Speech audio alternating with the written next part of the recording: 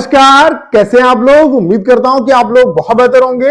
Finally SSC CHSL 2025 की tier 1 की जो आंसर की है वो आउट हो चुकी है। उम्मीद करता हूं कि आप सभी ने अपने जो मार्क्स हैं वो चेक कर लिए होंगे। आपका कितना क्या स्कोर बनना है कमेंट बॉक्स में जरूर कमेंट करके बताइए। बाकी अगर आपने अभी तक अपना स्कोर कार्ड रैंक मित्रा पे चेक नहीं किया है तो जाके चेक कर लीजिए। कई एस्पिरेंट अपना जो स्कोर है वो चेक कर चुके हैं। तो रैंक मित्रा पे कई एस्पिरेंट ने अपना डाटा शेयर भी किया और वहां पे उनको अपना स्कोर कार्ड, उसके अलावा नॉर्मलाइज जो स्कोर है वो पता चल चुका है। तो यहाँ पे हमारे पास 35,000 प्लस एस्पिरेंट का डाटा आ चुका है।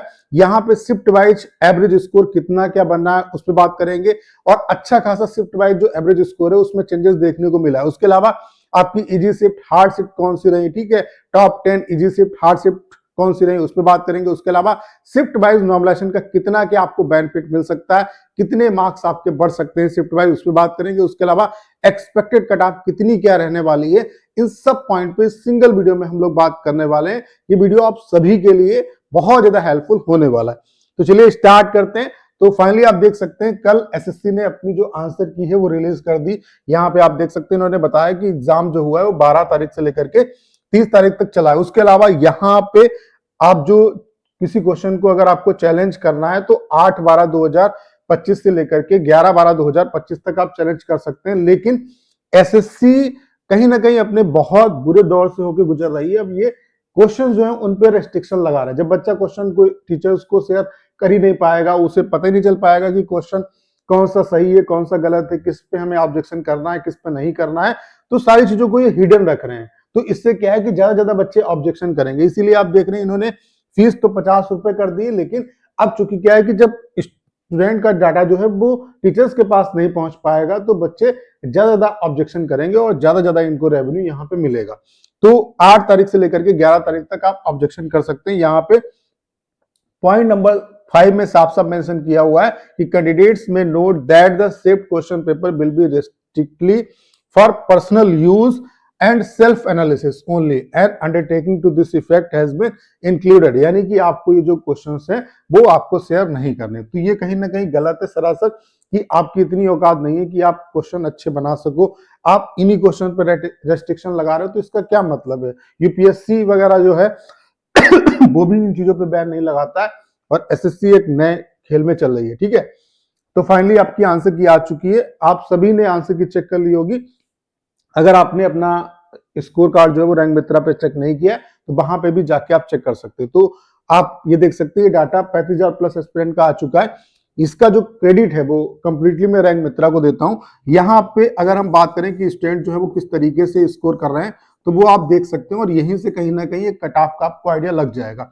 195 या उससे ऊपर स्कोर करने वाले जो एस्पिरेंट है वो 0 है। 190 या उससे ऊपर स्कोर करने वाले 0 एस्पिरेंट है। 180 या उससे ऊपर स्कोर करने वाले 3 एस्पिरेंट है। कैटेगरी वाइज आप देख सकते हैं, एक यूआर का है, एक ओबीसी का है, ईडब्ल्यूएस का है।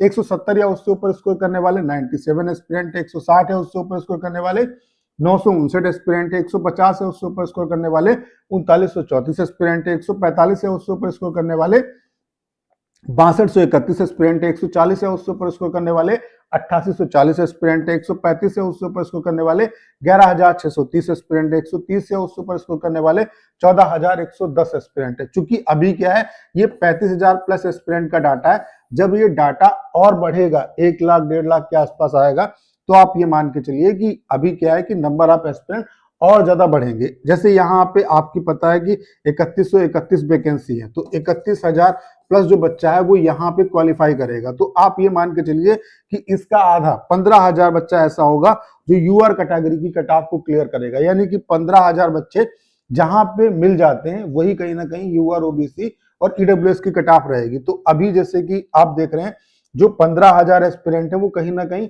130 से आपका 125 से 130 के बीच में 15,000 बच्चे लाई कर रहे हैं।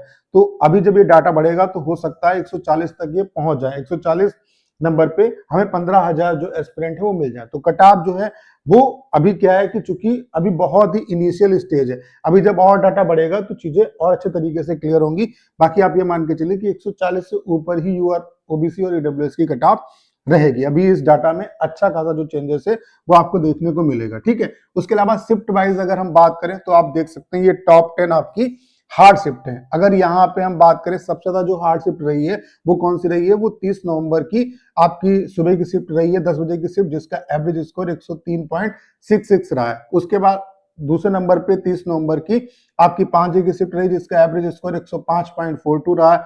फिर आपकी तीसरे नंबर पे 27 नवंबर की 10 बजे की शिफ्ट रही, जिसका एवरेज स्कोर 106.97 रहा है। उसके बाद 26 नवंबर की 10 बजे की शिफ्ट रही है, जिसका एवरेज स्कोर 108.28 रहा है। फिर 29 नवंबर की आपकी 1:30 बजे की शिफ्ट, जिसका एवरेज स्कोर 109.95 रहा है। फिर छठे नंबर पे 29 नवंबर की 10 बजे की शिफ्ट रही है, जिसका एवरेज स्कोर 110.42 रहा है। फिर 20 नवंबर की 5 बजे की शिफ्ट, जिसका एवरेज स्कोर 110.55 रहा है। फिर 17 नवंबर की आपकी 10 बजे की शिफ्ट, जिसका एवरेज स्कोर 110.80 रहा है। फिर 12 नवंबर की आपकी 5 बजे की शिफ्ट, जिसका एवरेज स्कोर 110.85 रहा है। फिर 15 नवंबर की आपकी 10 बजे की शिफ्ट, जिसका एवरेज स्कोर 111.93 रहा है। तो ये टॉप 10 आपकी हार्ड शिफ्ट रही है। ठीक है, अगर हम बात करें टॉप 10 इजी शिफ्ट की, तो सबसे ज्यादा जो इजी शिफ्ट रही है वो 18 नवंबर की 1:30 बजे की शिफ्ट रही, जिसका एवरेज स्कोर 133.49 रहा है। फिर 20 नवंबर की आपकी 1:30 बजे की शिफ्ट, जिसका एवरेज स्कोर 132.5 बन रहा है। फिर 18 नवंबर की 5 बजे की शिफ्ट, जिसका एवरेज स्कोर 130.18 रहा है। फिर 13 नवंबर की 10 बजे की शिफ्ट, जिसका एवरेज स्कोर 126.38 रहा है। फिर 21 नवंबर की 1:30 बजे की शिफ्ट, जिसका एवरेज स्कोर 125.82 रहा है। फिर 13 नवंबर की 1:30 बजे की शिफ्ट, जिसका एवरेज स्कोर 125.50 रहा है। फिर 14 नवंबर की 10 बजे की शिफ्ट, जिसका एवरेज स्कोर 124.89 रहा है। फिर आपकी 24 नवंबर की 5 बजे की शिफ्ट, जिसका एवरेज स्कोर 123.70 रहा है। फिर 24 नवंबर की 10 बजे की शिफ्ट, जिसका एवरेज स्कोर 122.74। 21 नवंबर की 5 बजे की शिफ्ट, जिसका एवरेज स्कोर 122, और 14 नवंबर की आपकी 1:30 बजे की शिफ्ट, जिसका एवरेज स्कोर आपका 122.54 रहा है। तो यहाँ पे आप देख सकते हैं सबसे ज्यादा जो इजी शिफ्ट है उसका एवरेज स्कोर 133 है, और सबसे ज्यादा जो हार्ड शिफ्ट रही है उसका जो एवरेज स्कोर है वो 103 है, यानी कि 30 नंबर का गैप है। अभी क्या है कि जब ये डाटा और बढ़ेगा तो इसमें चेंजेस आपको देखने को मिलेगा, नॉर्मली चेंजेस जो है वो देखने को मिलेगा। 30 नंबर का गैप इसी बात को इंडिकेट करता है कि कहीं ना कहीं नॉर्मलाइजेशन में अच्छा खासा जो खेल है वो होने वाला है।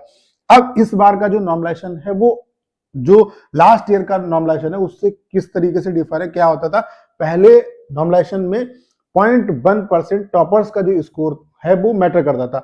अब क्या है, ओवरऑल एवरेज स्कोर मैटर करता है। जैसे यहाँ पे किस तरीके से नॉर्मलाइजेशन होगा वो मैं आपको बता देता हूँ। क्या है कि जैसे कि 30 नवंबर को आपका 3 शिफ्ट में एग्जाम हुआ, ठीक है। मान लेते हैं कि पहली शिफ्ट में 105 बच्चे ने स्कोर किया, दूसरी शिफ्ट में बच्चे ने 110 स्कोर किया, और तीसरी शिफ्ट में उसने जो है 100 मान लेते हैं कि 110 स्कोर 115 स्कोर किया, ठीक है। तो इन तीनों शिफ्ट का जो है वो एवरेज निकाला जाएगा। कितना आएगा आपका, यहाँ पे 0 और यहाँ पे 3 और यहाँ पे 3, तो 330 आया, और फिर इसे डिवाइड बाय 3 करेंगे, यानी कि ओवरऑल जो एवरेज स्कोर है इसका इस शिफ्ट का वो 110 है, ठीक है। ऐसे ही सभी शिफ्ट के एवरेज स्कोर निकाले जाएंगे, फिर उनका ओवरऑल एवरेज स्कोर निकाला जाएगा, और फिर उसके हिसाब से आपके मार्क्स बढ़ेंगे भी और घटेंगे। जिस रेशियो में मार्क्स बढ़ेंगे उसी रेशियो में मार्क्स डिक्रीज भी होंगे, ठीक है। तो कितने मार्क्स वाले बच्चे सेफ रह सकते हैं, तो आप ये मान के चलिए शिफ्ट वाइज जो आपका एवरेज स्कोर यहाँ पे दिखा रहा है, इससे अगर आपके पास 10 से 15 नंबर की लीड है तो कहीं ना कहीं आपको मेंस की प्रिपरेशन करनी चाहिए। यानी कि 15 नंबर की अगर आपके पास लीड है तो आप अच्छे तरीके से मेंस की प्रिपरेशन करो। जैसे 30 नवंबर वाला जो एस्पिरेंट है यूआर कैटेगरी में, उसके अगर 118 नंबर भी बनने हैं तो कहीं ना कहीं उसको मेंस की प्रिपरेशन करनी चाहिए। ऐसे यहाँ पे आप देख रहे हैं जो बच्चा यहाँ पे सबसे ज्यादा इजी शिफ्ट में है, तो हो सकता है उसको 150 नंबर जब अगर आप स्कोर हो उसका, तो 108 मतलब यहाँ पे 15 नंबर जब ऐड करोगे तो 148 के आसपास अगर उसके मार्क्स बनने, तब कहीं ना कहीं उसको मेंस की प्रिपरेशन करनी चाहिए। तो अगर जो एवरेज स्कोर यहाँ पे दिख रहा है शिफ्ट वाइज, इसमें अगर आपके पास 15 नंबर की लीड है तो मेरे हिसाब से आपको मेंस की जो प्रिपरेशन है वो करनी चाहिए। बाकी कट ऑफ कितनी क्या रह सकती है, तो अभी क्या है बहुत ही इनिशियल स्टेज है, अभी जब ये डाटा बढ़ेगा तो और इसमें चेंजेस देखने को मिलेगा। बाकी अगर हम लास्ट ईयर से कंपेयर करें तो ये आप देख सकते हैं लास्ट ईयर का ये 45,000 एस्पिरेंट का डाटा, और यहाँ पे आप देख सकते हैं लास्ट ईयर जो सबसे ज्यादा हार्ड शिफ्ट थी उसका एवरेज स्कोर 107.54 था। इस बार कितना है, 103 है, लेकिन अभी ये थोड़ा बहुत चेंज होगा, ठीक है। उसके अलावा जो सबसे ज्यादा इजी शिफ्ट थी आपकी मतलब लास्ट ईयर, वो आप देख सकते हैं उसका जो एवरेज स्कोर था, ये जितना भी डाटा मैं आपको दिखा रहा हूँ वो रैंक मित्रा को इसका क्रेडिट जाता है। जो सबसे ज्यादा इजी शिफ्ट थी उसका जो एवरेज स्कोर था वो 130 था। इस बार कितना है, 133 है। इस बार कितना है आपका, 133। तो अभी इसमें हो सकता है चेंजेस आए। तो यहां से आप ये भी देख सकते हैं कि पेपर का जो लेवल है वो लगभग लास्ट ईयर के जैसा ही रहा है, बहुत ज्यादा चेंजेस नहीं है शिफ्ट वाइज एवरेज स्कोर में, ठीक है। तो कहीं ना कहीं जो कट ऑफ है वो कम इस बार इस वजह से जाएगी कि इंटरफेस नया आया है, ठीक है, और जो नॉर्मलाइजेशन का फार्मूला है वो चेंज हुआ है, इसकी वजह से कट ऑफ पे आपका इंपैक्ट पड़ेगा। बाकी कट ऑफ कितनी क्या रह सकती है, तो एक आइडिया के लिए मैं आपको बता देता हूं कि यूआर कैटेगरी की जो कट ऑफ है आफ्टर नॉर्मलाइजेशन वो आपकी 145 से 148 के आसपास रह सकती है। ओबीसी की जो कट ऑफ है वो 140 के आसपास, और ईडब्ल्यूएस की जो कट ऑफ है वो 140 के आसपास, और एससी की कट ऑफ 130, और एसटी की जो कट ऑफ है वो आपकी जो है वो 120। इतनी आपकी कट ऑफ जो है वो रहने की संभावना है। इस रेंज में आपकी जो कट ऑफ है वो जा सकती है। बाकी अभी डाटा और जब हमारे पास आएगा तो हम अच्छे तरीके से चीजों का एनालिसिस कर पाएंगे। तो करना क्या है, इस वीडियो को शेयर करना है। उसके अलावा अगर आप चैनल पर नए हैं और आपने अभी तक इसे सब्सक्राइब नहीं किया है तो प्लीज चैनल को सब्सक्राइब करना मत भूलिएगा।